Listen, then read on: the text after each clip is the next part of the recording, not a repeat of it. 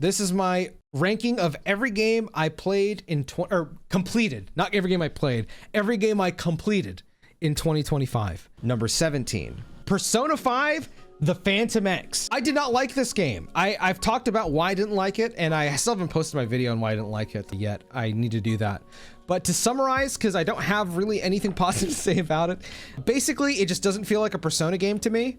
And yeah, that's right. It just doesn't feel like a Persona game to me. It feels like, what's like an analogy I could do? It feels like something is wearing the skin of a Persona game. You know, like a Skinwalker, how like those are like, they're not really people. They're just wearing the skin of people. That's what this game feels like to me. It's like a gacha game wearing Persona 5's skin on it. And it's doing its best to imitate Persona 5, but you can just tell this is not Persona, like, at all. Yeah, not good. Did not like it. That's all I have to say about it. The most positive thing I'll say, it's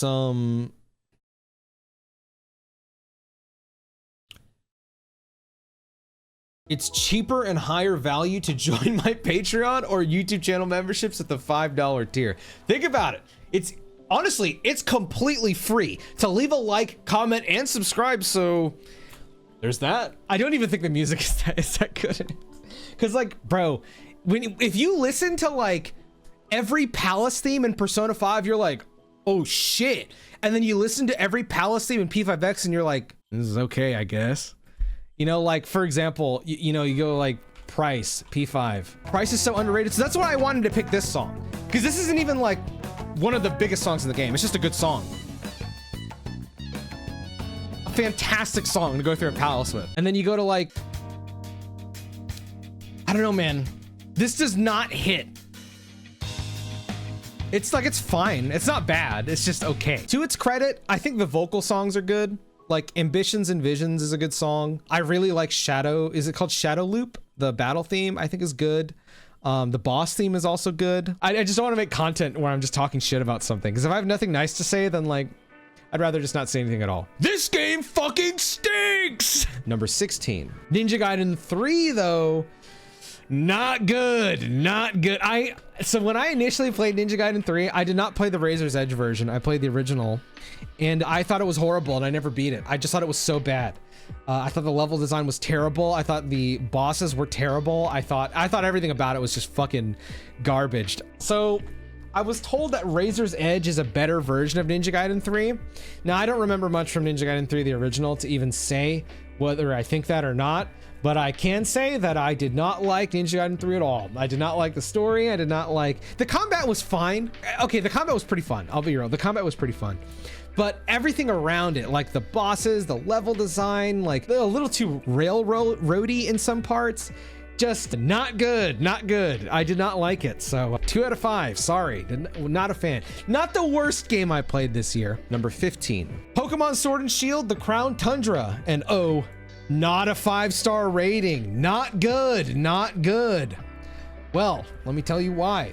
This game was like 20 minutes long. This DLC was like barely much of anything. It wasn't bad, but it wasn't great either. What it did make me look at, though, was how much better Game Freak got at doing DLCs. And I'll talk about that with the next thing that we're going to speak on with this thing. There's really nothing to this DLC other than like, it's a cool area. It's got nice music. And then like the story literally lasts like 5 minutes. You go to this town and they're like, there's a legend of a legendary. And then you go and then you're like, oh, that's the legendary. And then that's the entire story. So there's not really much to it, to be honest. Disappointing from the story.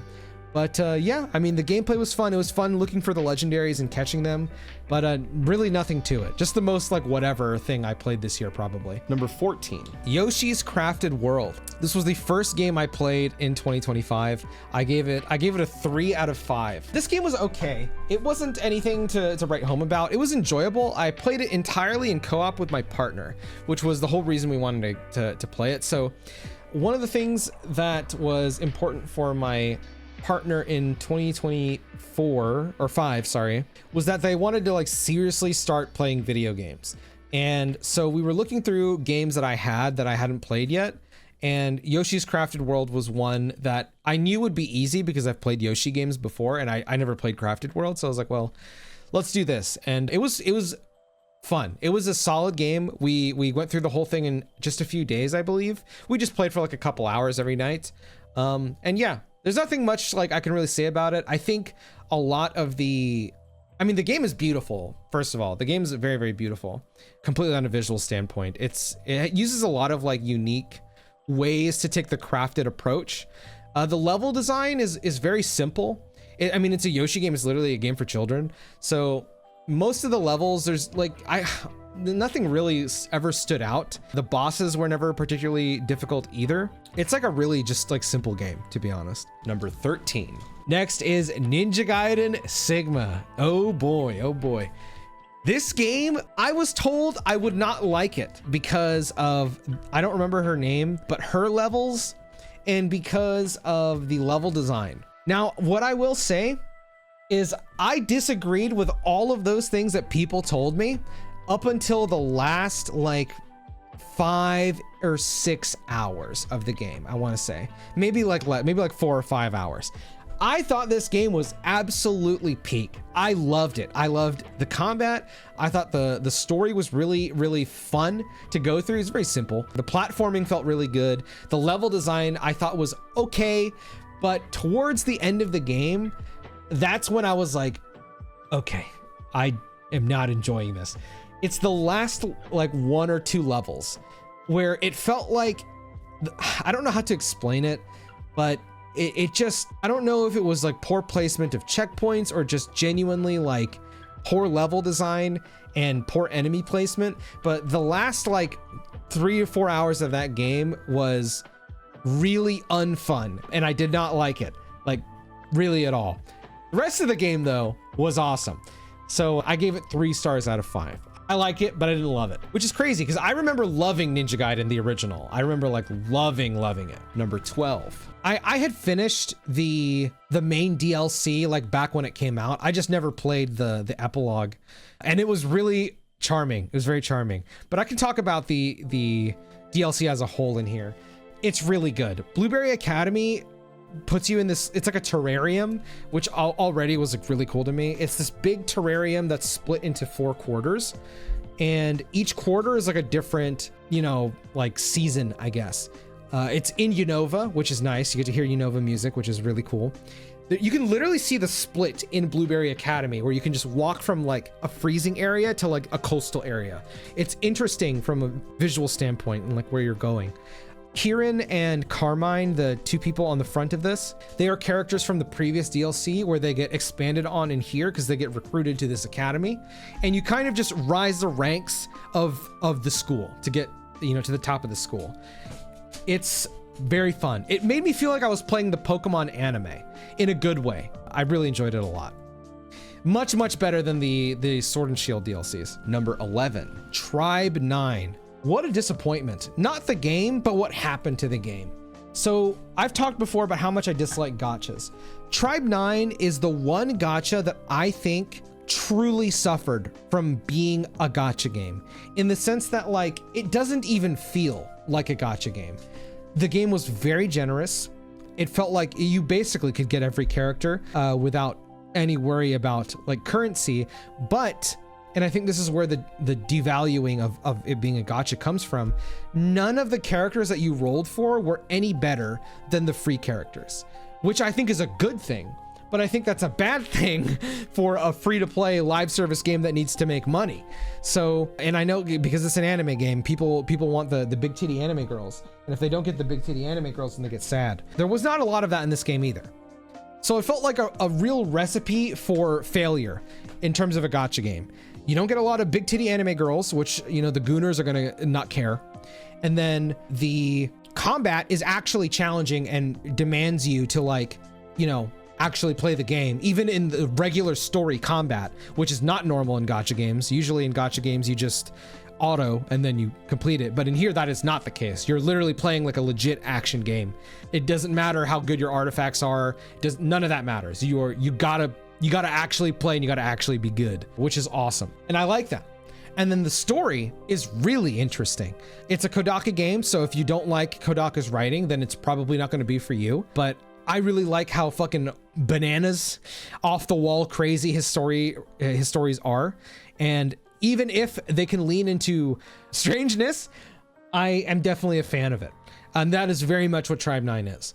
Now, what happened, unfortunately, was 2 months after the game came out, the developer or publisher or whatever shut the game down, and now it doesn't exist anymore. You can't play it. So from what I did play, I thought it was very good. I gave it a 4-star rating. I wish the game could get finished, or could have gotten finished, because I would have liked to see it pan out. One of the coolest things about this game, I don't know if I can find any screenshots just from here. So the game normally plays like an action game, like an action RPG, where you control 3 characters and you swap between them to pull off combos and stuff like that. Each character has a unique moveset and they play differently. There's an overworld like this, where it's like, it's like HD 2D, the sprite world, overworld. It's like this. You go around, there's enemies on the field and stuff like that. I love how the game looks, because I'm a big fan of like HD 2D. This is the coolest part about it. So if you've played like Ace Attorney or Danganronpa, there's trials in those games where, you know, you got to prove the other person wrong. So in Tribe 9, and I think this is such a unique concept, it feels so sad to see it go to the wayside. Instead of a trial, it's a baseball game, an extreme baseball game called XB.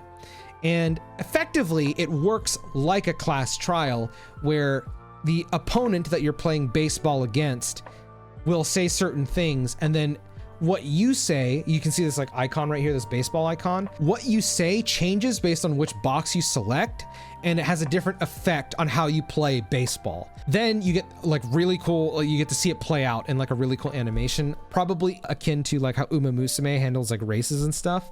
It was very cool. This boss, I remember a lot of players complaining because this boss was actually hard, and people were like, dude, I can't auto it, this stinks. And then they'd roll for the 5-star character and it didn't help, and they were like, dude, I'm not overpowered, this stinks. So yeah, see, like this is a good example. Like, characters like this are not gonna help sell to Gooners, which sucks because I think this character is fucking awesome. He's a dickhead in like a great way. Yeah, I don't know. I wish this game got to take off because it was cool. If anything, you know how I praise Octopath Traveler 0? I praise this game for originally being the mobile game champions of the continent, but then Square going like, okay, let's make this an actual video game, and then doing that. I wish that could happen with Tribe 9. But like Coco Bader said in chat, one of the most awesome things is that Kodaka's reaction to this was that he doesn't want Tribe 9 to die. And so what he did was he got permission to write the rest of Tribe 9's story, and that is available here. You can read Tribe 9's story as like, what would you call it? Like a doujin, I guess? I don't know how the site works. I know there's an English translation, because I know this is all in Japanese, but I remember they're doing it in English as well. I don't know how to set it to English, but I know you can, because I was looking at it the other day. And that's cool. I'm glad at least the story will be finished. I'll probably be reading that on my own time. Number 10, Ultra Moon. I also gave Ultra Moon a 5. So this was interesting because I just came off of ZA, which, you know, has the different combat system. So I'm going back to the classic Pokemon combat system.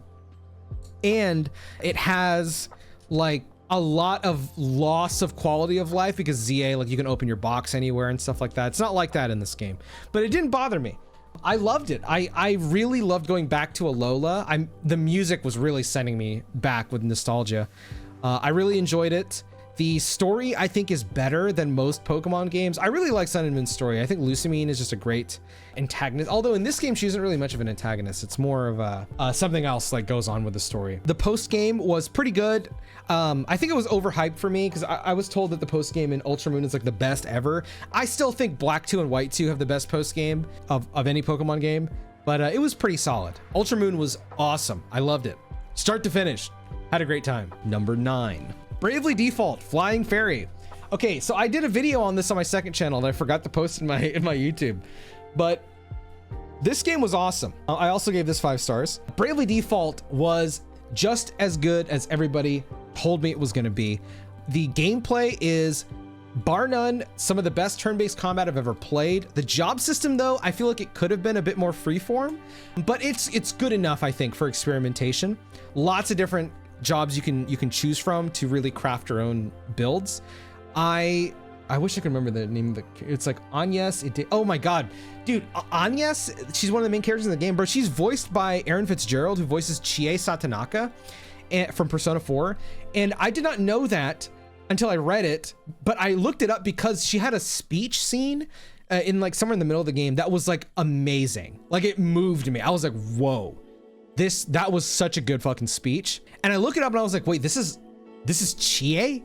Like, Chie is one of my least favorite characters in Persona 4. I know a lot of people love her, but like to me, like I have a very distinct idea of what Erin Fitzgerald did with Chie, and Agnes is like the complete opposite kind of character. So like she's like shy, reserved, like that kind of character. And I'm just like, wow, I did not know that Erin could do that. That was amazing. So dude, props to Erin Fitzgerald. But yeah, three games I played in 2025 that have a world map. I played Fantasian, I played Expedition 33, and Bravely Default. All of them have that like classic old school world map, and they were all fucking awesome. The only things I can say with Bravely Default, and this has to do with spoilers, I'm not going to say exactly what happens because I know not a lot of people have played this, but let's just say it's kind of like Nier, where you got to play the game again and again and again and again. And I liked it at first, and then by the second or third playthrough, I think the third playthrough, I was like, and then it rounded back on the fifth playthrough, fifth or sixth, I can't remember, where I was like, okay, this is peak. But it definitely wore on me, but it ended up being worth it by the end of it. Also, the soundtrack is fucking amazing. It's awesome. Bravely Default was fantastic. I loved it. Number 8. Next game is Ninja Gaiden 2 Sigma. So I never played the Sigma version. I played the original Ninja Gaiden on 360, and I loved Sigma 2. People told me that Sigma is worse than the original. And I guess because I don't remember much from the original, but I thought Sigma 2 was a fucking banger, like one of the best action games I ever played. Once again, combat fucking amazing. It was addicting, bro. Like I finished it too quick, to be honest with you. By the time I finished Ninja Gaiden Sigma 2, I was like, oh my god, it's over already, bro. Fuck. Like I want to play it again. It was so fun. Ninja Gaiden is a masterpiece. Ninja Gaiden 2 is a masterpiece. Just one of the best character action games ever made. Number 7. Crisis Core Final Fantasy VII Reunion. So I replayed this game because Rebirth was coming out on PC, and I never played Crisis Core on PC. So I wanted to play it again, and whoop-de-fucking-do, this game's fucking amazing. I still absolutely love this game. The story is fantastic. It's very goofy, but it has a lot of heart to it. Zack is just an amazing character. I fucking love him. The redone combat feels so much better compared to the original, even though I barely touched the original. This game rules. There's not much more I can really say about it.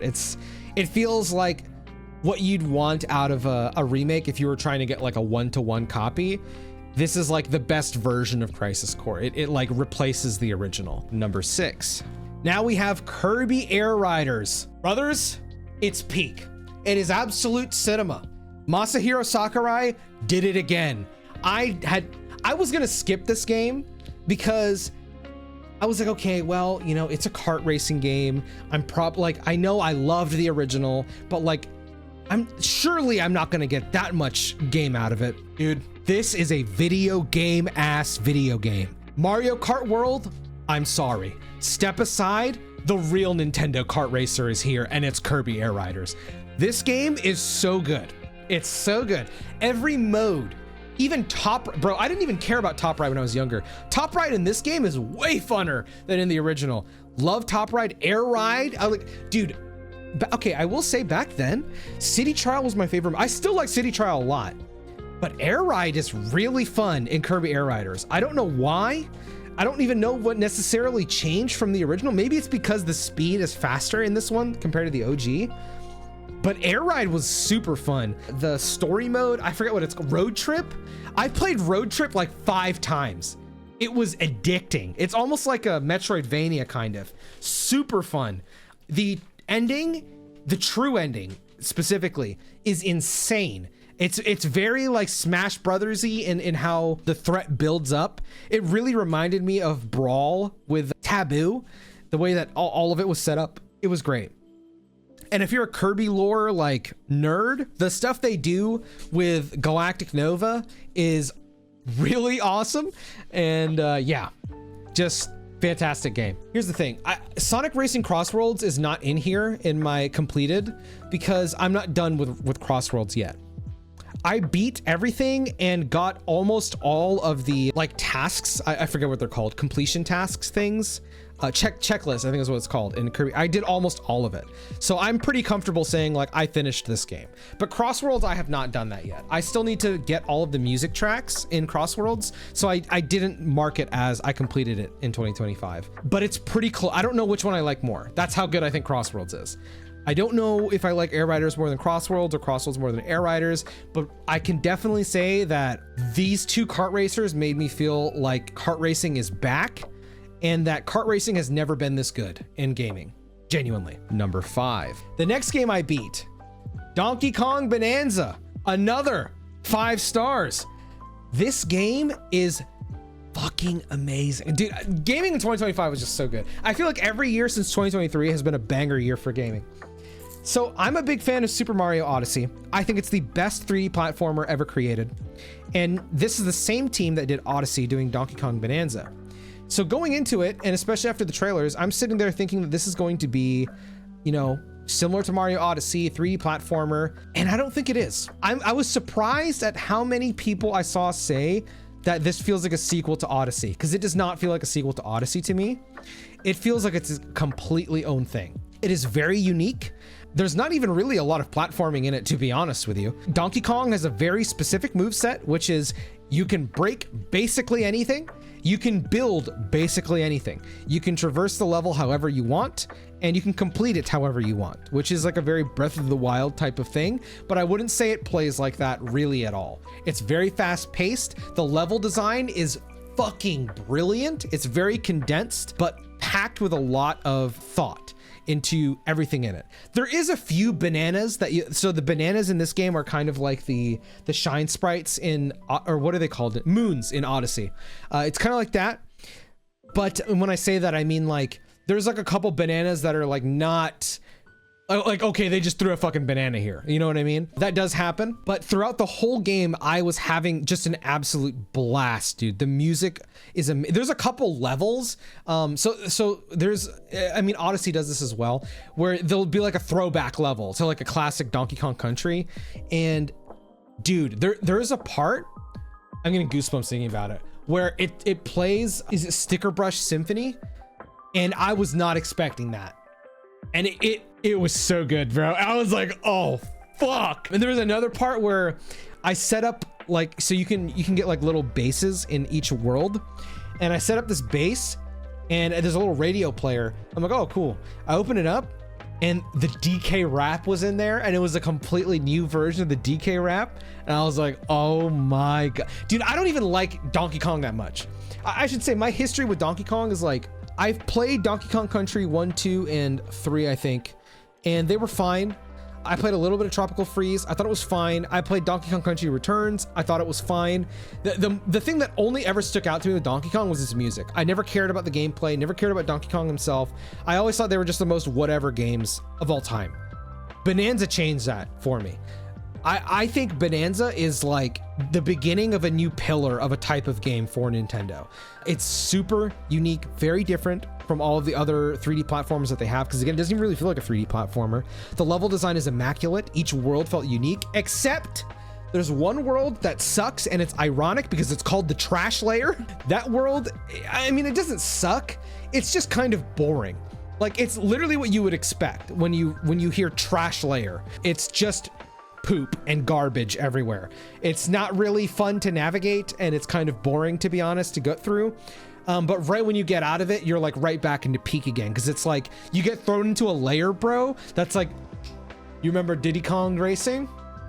Well, and you're like, oh shit, dude, it's cool. It's so cool. Donkey Kong Bonanza is awesome. When I finished it, I felt even more strongly that like, yeah, this did deserve a Game of the Year nomination. Number 4, Pokemon Legends ZA. Speaking of stinkers, because everyone fucking hates this game, and I don't blame them. Also, look at this image. You can see Chikorita's fucking ass. You see that? You can see the line of her butt crack. Anyway, I gave Pokemon Legends ZA A 5 out of 5. I love Pokemon Legends ZA. I love Pokemon Legends ZA so much that it brought me back into Pokemon so hardcore that I went back to go and play the only mainline Pokemon game I have not beaten yet, which was Ultra Moon.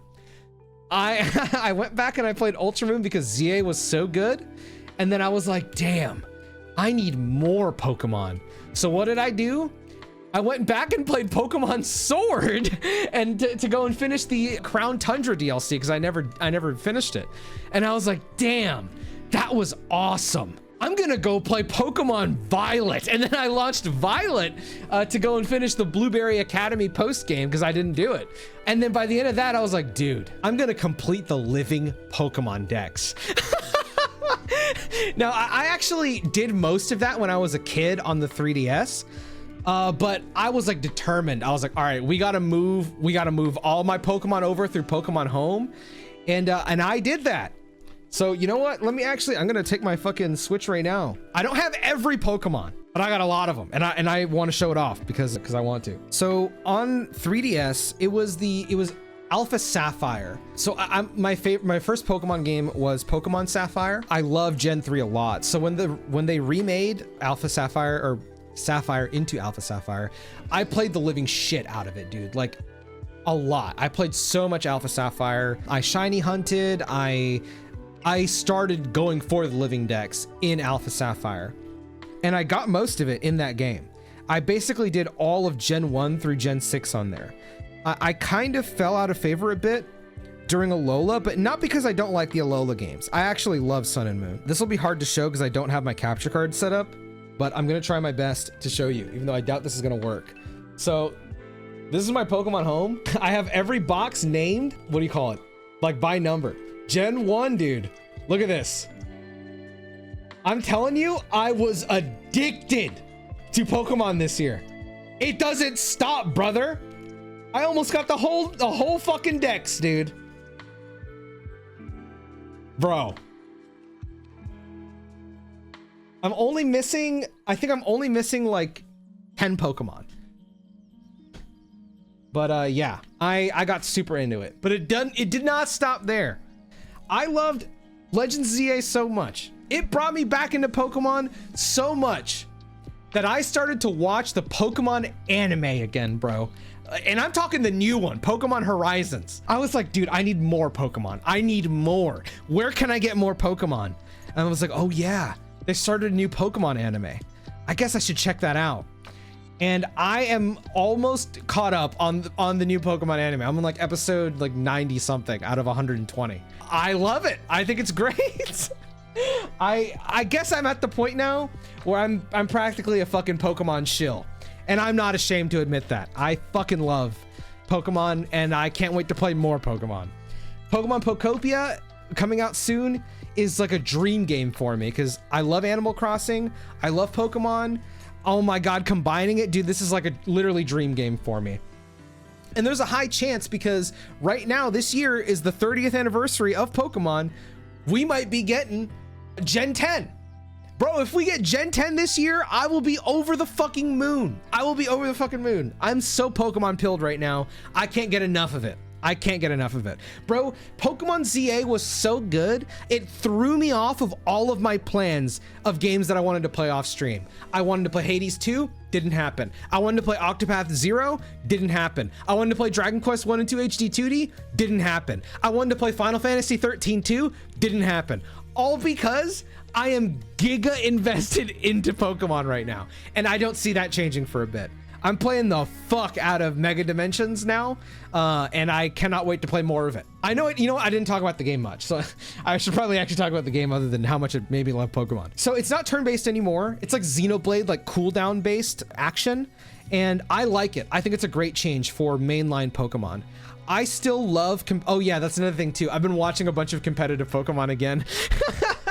I've been watching a shit ton of competitive Pokemon again. Shout out Blunder, shout out Poke-Aim, shout out fucking Jimothy Cool. Number 3, Fantasian Neo Dimension.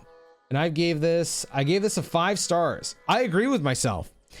This game was fucking incredible. And I'm not saying this just because Square Enix did give me a copy of Fantasian. This is a game I'd wanted to play since it was originally released on iOS like 5 or 6 years ago. But I didn't buy it on iOS because I didn't want to play an RPG on a phone.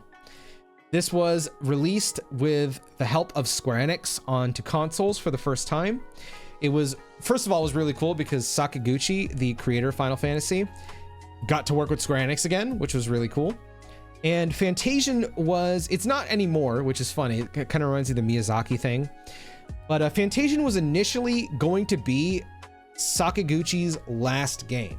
It was also going to be Uematsu's last full game score. I don't believe that's true anymore. I think Sakaguchi wants to make another game now, and I believe Uematsu is interested in doing another full game score. But you can really feel it when you play this game. This game feels like what Final Fantasy would have gone into if it stuck with the PS1, like, I guess, structure of a JRPG. It's very much classic Final Fantasy, like very, very classic Final Fantasy. You get your party. There's an overworld map like Expedition, for example. I say Expedition because it's the most recent example that most people would be familiar with. It's turn-based combat. The combat works a little bit differently than like normal turn-based combat. Let me see if they have information on it in a trailer that I can show you. Oh, it's 50% off right now. I highly recommend it. Let's see. Oh, this is one really cool thing I'd like to talk about. I can't believe I didn't mention it yet. So in this game, all of these stages were built in real life. They're like dioramas. So like this was handcrafted in real life. And then they took 4K images of it and put them, you know, into the game and made them as like layout like stuff. But it reminds me of pre-rendered backgrounds in classic PS1 games. And look how good it looks, bro. Like this shit looks so good. This game is unbelievably beautiful. I made a video talking about this for Dragon Quest VII Reimagined because it's doing something like this, except with the main characters being modeled in real life and then scanned for the game. I think this is a great approach for remakes for Square Enix if they decide to do this. But yeah, the game is beautiful. Also, every character has like, it's kind of like Final Fantasy X, where each character you play as has a very specific role, but they can branch into like 3 different like modifications of the role. So like this woman, oh God, I can't remember her name. I think it starts with a K. I want to say it's Kira, but I could be wrong. She's like, okay, this is the healer character, but then you can lean her into like more of like hyper offense utility character, or a more like stally defense kind of character. Like you can tweak them into different directions if you want. Everyone has like an ultimate skill and that kind of thing. But so every character, you don't just click a move and then it goes off. When you click a move, an arc on your screen will appear and you have to like aim where the attack goes. And every character is able to do like a different kind of thing. So like this old man right here, his attacks are like a punch wave. And when he punches, it can go through enemies. So it's like a straight line and you can line it up to hit like 3 characters like they do here. There is like a black mage in the game, and the way she works is she has to throw all of her abilities in an arc. So she can't really, if you hit like this character in front, like let's pretend this is her. If you hit straight, it's like your bullet would go like this, or like your spell would go like that. So she's better to hit backline enemies because you could do something like all the way around and go like that, for example. There are some instances where you can like loop it back into like a complete circle. It's really interesting and it's very fun.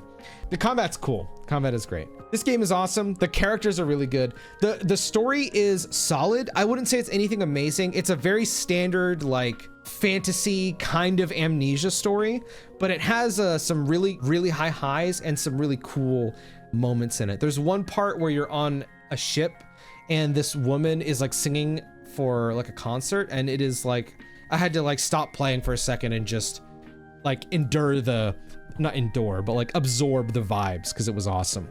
Fantasian was amazing. It was really good. Number 2, Expedition hits every note that I need it to for what my favorite kind of RPG is.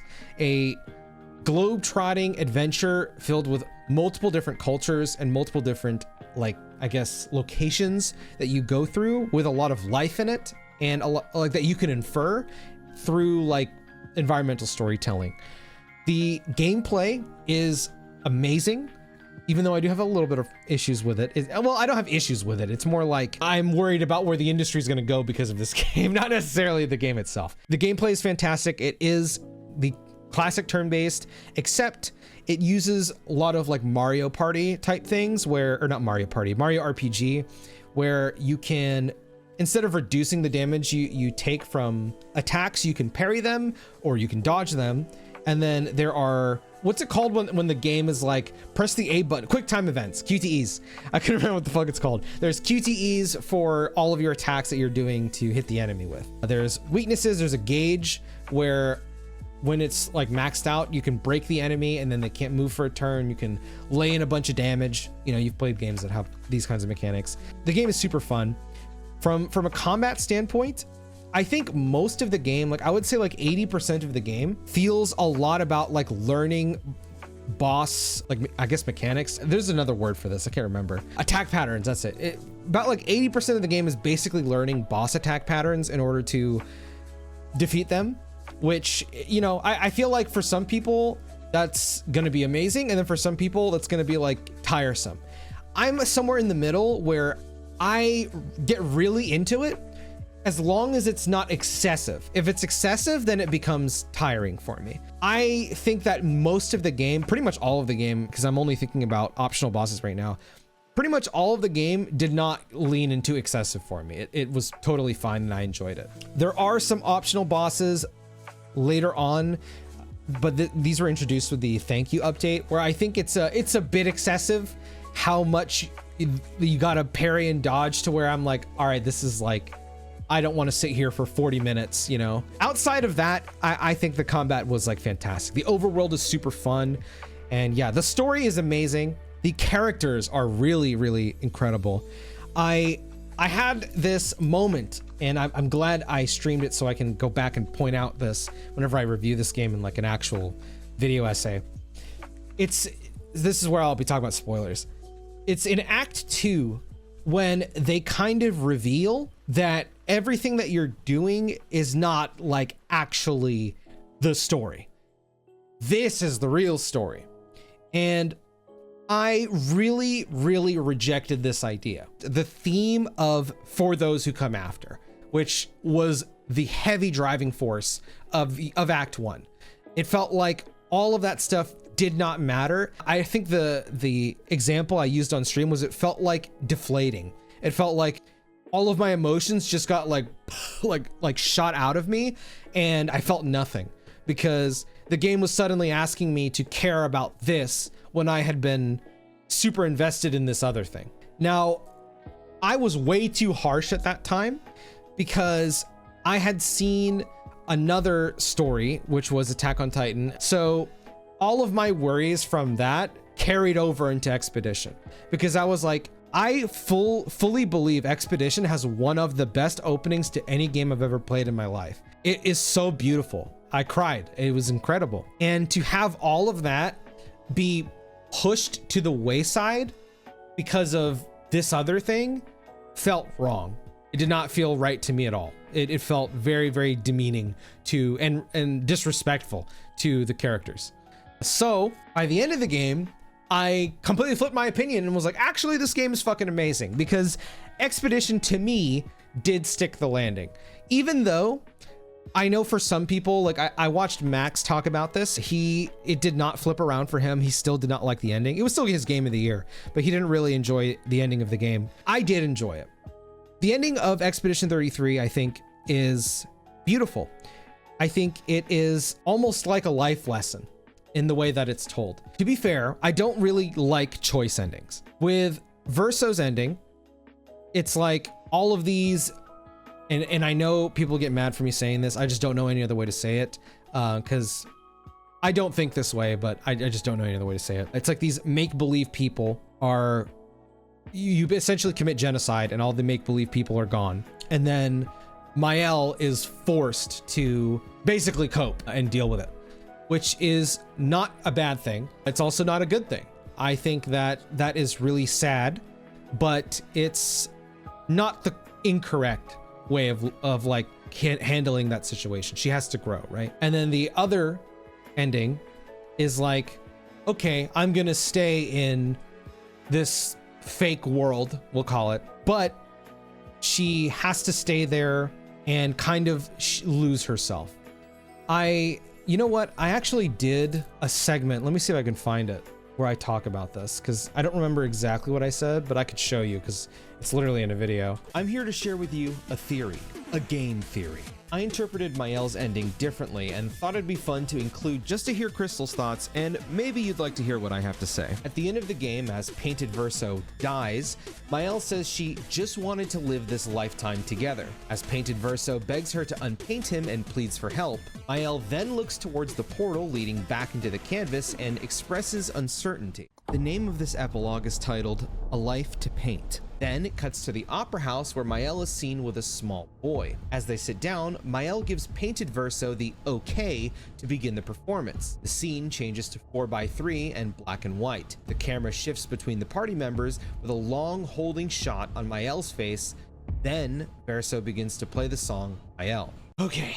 I believe this boy is the faceless boy, or Verso's soul. One could say he's Gustav's apprentice. I think the hair color and clothes say otherwise. The way I see it, Mael decided to impart a piece of her soul in place of Verso's and relieving him of the life he doesn't want. Before I bring up this next bit, Expedition 33 loves using 4:3 plus black and white to convey when a nightmare or tragedy is taking place. As Painted Verso comes on screen, I interpreted this as the game subtly shifting to his perspective on what's happened. Finally, he gets to pursue his dream of music. Everyone is alive, the party looks at him waiting for him to play, but he isn't happy. I believe the build-up to the reveal of Mael's face is mirroring what Renoir said to the party earlier.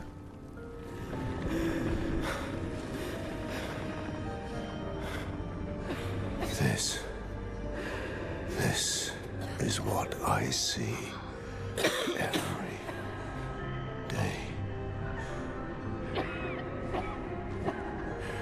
I cannot spend another day with living corpses. With Mael now painting and controlling the chroma of the canvas, she's effectively become a living corpse. Moments before that reveal, you can see Verso literally processing what he just saw in Mael's face before he finally begins to play the song Mael. If you consider the song Mael's lyrics being played from his perspective, I think you can piece together where I'm coming from. That's basically my interpretation of Mael's ending. I'm not saying that like my interpretation is correct or whatever. It's very tragic, but it's beautiful. I'm probably one of like the only people in the world that prefers the Mael ending to the Verso ending, because I know a lot of people prefer the Verso ending.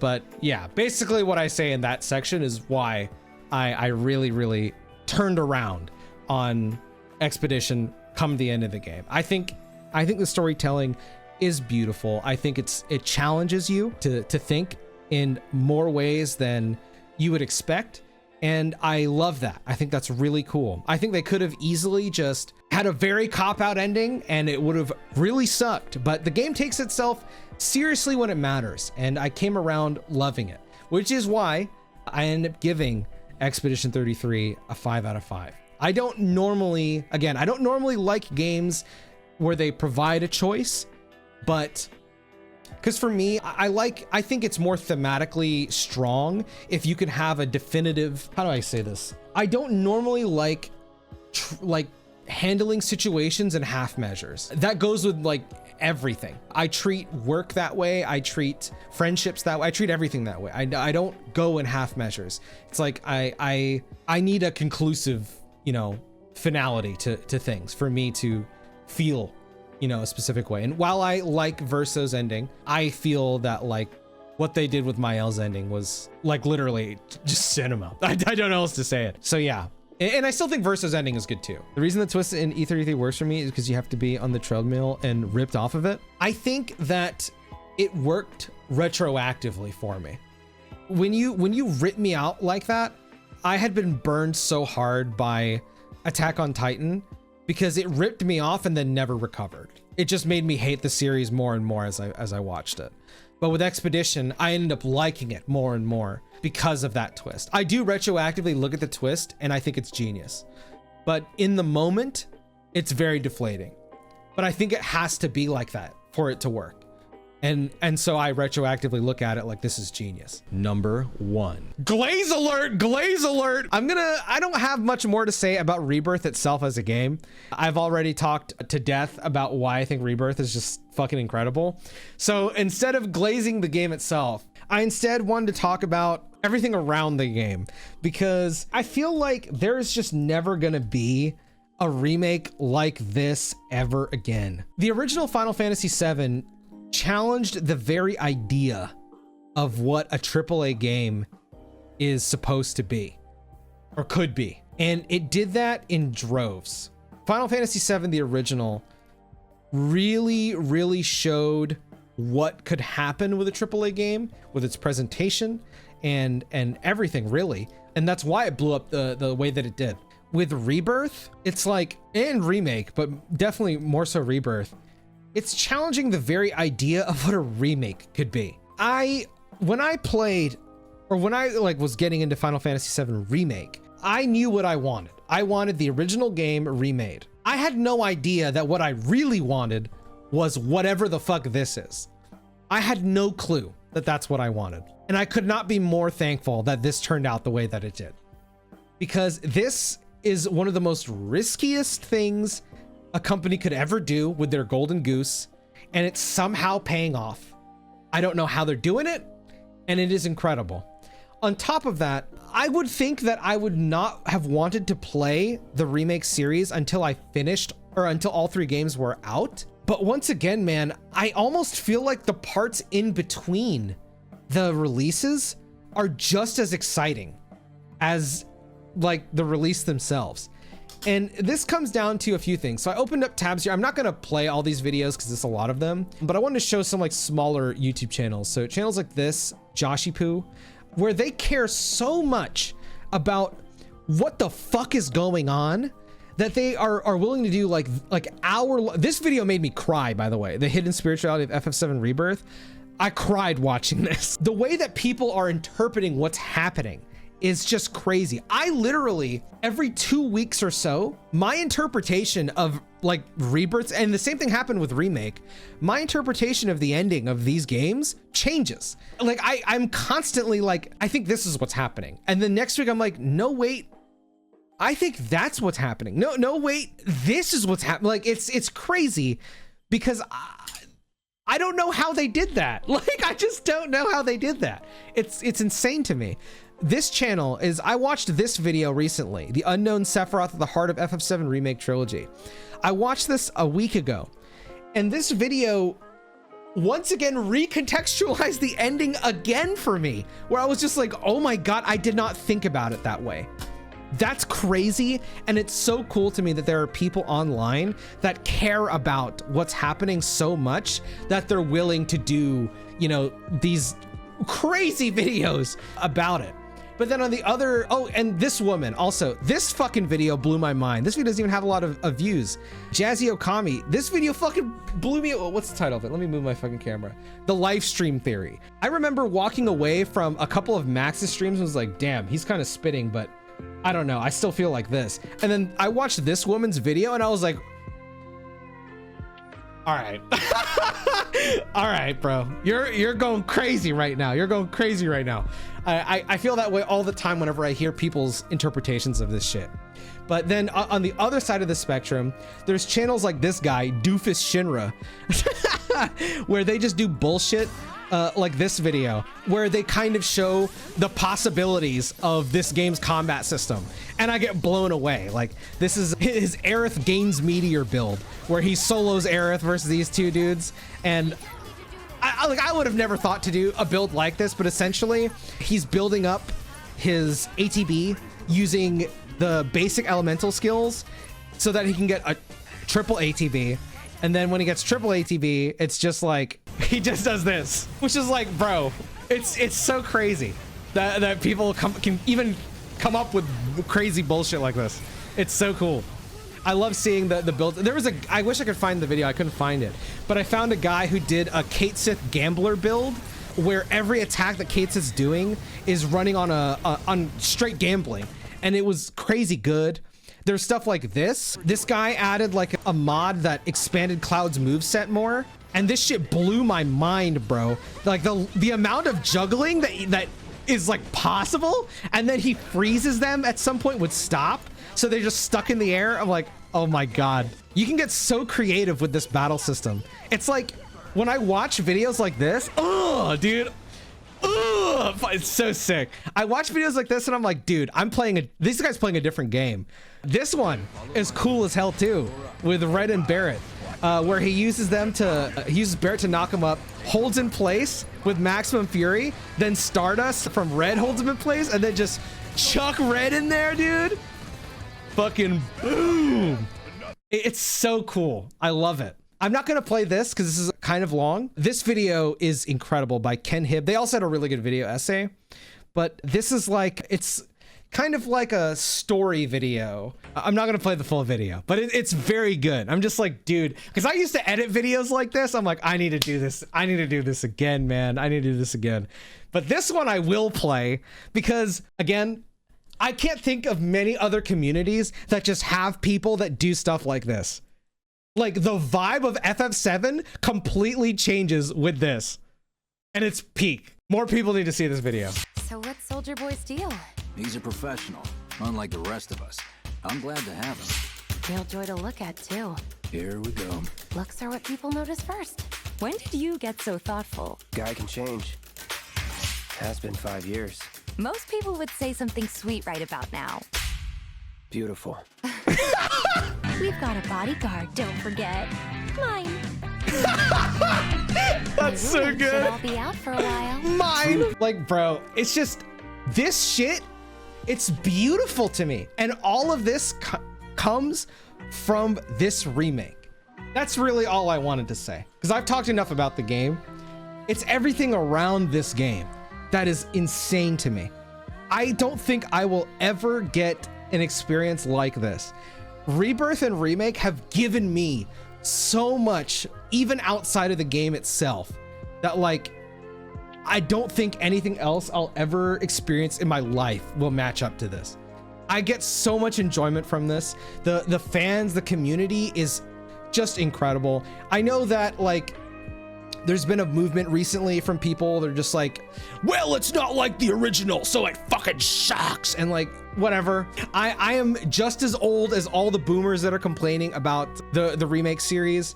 And I think this shit is genius. I think it's genius. I love what they're doing, and I cannot wait to see part 3. So yes, I do think Rebirth deserves its 5 stars. FF7 campiness and story is so well balanced. Yes, I've said this before, but like my favorite kinds of media have campiness, like they're funny, but they also tell something like deep and meaningful. Like 1 second I'm crying, the next second I'm laughing. Like that is my favorite kind of shit, bro. Like I know this is gonna be like completely like misinterpreted, but for example, stuff like Gurren Lagann or Kill la Kill are my favorite animes of all time. Even though I think the actual best animes I've seen are stuff like Code Geass. I love those other two I mentioned because they're really fun and they're also emotional. I really love the fun part of these things. That's why I'm really liking Trails, by the way, because it's fun and it's like deep, bro. I can't wait to play more Trails. Anyway, so that's every game I played in 2025. FF7 Rebirth at 1, Expedition 2, Fantasian 3, Pokemon Legends ZA 4, Donkey Kong 5, Kirby 6, Crisis Core 7, Ninja Gaiden 2 8, Bravely Default 9, Ultramoon 10, Tribe 9 11, Indigo Disc 12, Sigma 13, Yoshi's Craft World 14, Crown Tundra 15, Ninja Gaiden 3 16, P5X 17. Subway Slammer in 17th place. He couldn't slam his way past Ninja Gaiden 3 Razor's Edge.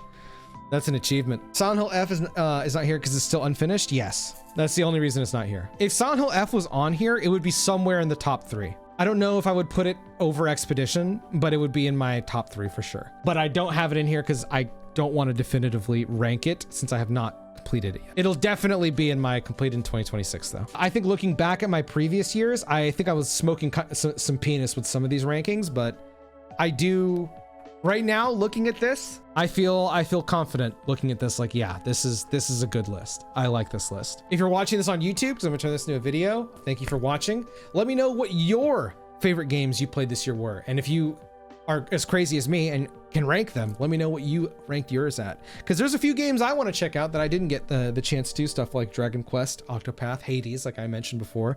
But there's also games like, let me show you, because I've been thinking about it a lot. This game, Urban Myth Dissolution Center. This game looks fucking cool as hell, and I've been seeing a lot of Japanese game developers talk this game up like it's a fucking masterpiece. I've had it in my wish list because my partner showed it to me like 3 years ago. I don't know anything about it. A lot of Japanese game devs are like, dude, this game is fucking peak. Like they were calling it their game of the year, and I barely even heard about it. So I really want to check this one out. A huge thank you to all of my patrons and YouTube channel members, but especially my boy Alex for supporting me at the $20 tier. God bless you, dude. Thank you.